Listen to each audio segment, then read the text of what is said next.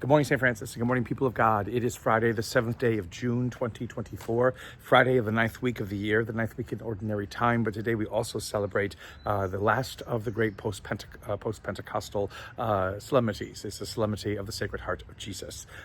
Again, falls on a Friday. Again, it's not necessarily nobody knows why it falls on a Friday rather than a Sunday. I think because too many Sundays have been taken up with these post-Pentecostal feasts, Corpus Christi last Sunday, and then Trinity Sunday, the Sunday after Pentecost, that they want to bring Sunday back to Ordinary Time as quick as they could when they put together the calendar. And the thing was that Corpus Christi, Body and Blood of Christ, used to be celebrated on the second Thursday after Pentecost, because Last Supper is Thursday, and so the connection with that, and so then they moved that to Sunday. But they did not decide to move Sacred Heart to Sunday. I think it's on a Friday because Jesus dies on a Friday. So you get this kind of connections to Easter and to the Paschal Mystery in these seasons that follow, or these feasts that follow after Pentecost. And so on a Friday we hear in the Gospel especially about Jesus's what happens after Jesus dies, and it's an interesting gospel, because again the whole idea they do not the Roman soldiers are going to break the legs of the three of them, the two thieves and Jesus, to hasten their death, and they realize that Jesus is already dead, so they put the spear in his side and blood and water flow out.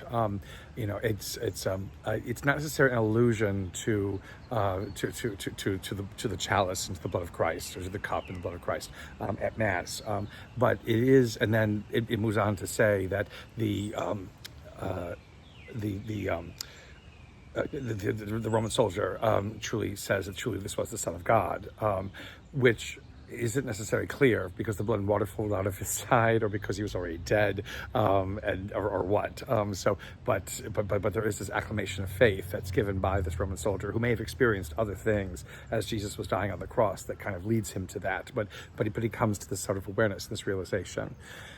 In the end, okay, so celebrating this feast is, again, why we're doing this. Again, Margaret Mary Alacoque, a nun back in the 1500s, 1600s, basically had this vision of Jesus displaying his heart to her, a heart that is surrounded by the crown of thorns, and a heart that is bleeding, and everything else like that. And for in this apparition that she has, again, it's Christ's love for us, a love that is faithful even unto death, and then beyond. At times this feast turns into something that is, let's feel sorry for Jesus because he died, let's feel sorry for Jesus because he was hurt, and again there is a sense in which we have to be conscious of the fact that there was suffering and death. We also have to be conscious of the fact that he is no longer dead, and the question is always, for us, why is it that we choose to focus upon the pain and the suffering and the sadness and the death, and not the life that comes after? We want to embrace that which we know, and are afraid to embrace that which we do not know, but are encouraged to know. And perhaps that is why, again, this feast in many ways exists as sort of the final exclamation point upon the whole Lent and Easter experience, that we come back to love. We come back to understanding that everything is done out of love, not to make up for past sins, not to make up for an apple that was eaten at the beginning of time that shouldn't have been eaten, not for a society or a culture or a world that is out of control, and God not knowing how to deal with it or what to do with it, and so instead basically just has his son killed, so everything is okay after that. That's not why any of this exists.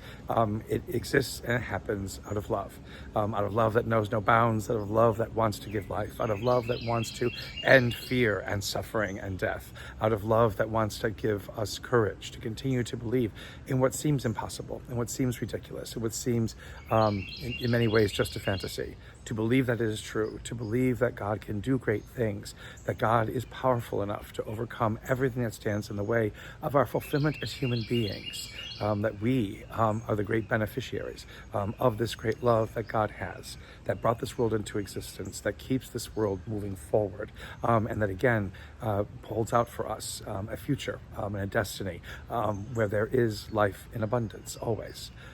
Something important perhaps to remember again as we come to the end of this of this whole cycle of Lent and Easter finally, that Pentecost leads us to dare to believe these rather ridiculous and absurd notions, but to believe them with strength and to believe them with sincerity, to believe them with authenticity, and to make them a part of our life always. So continue blessed day, St. Francis and people of God. May the Lord give you his peace.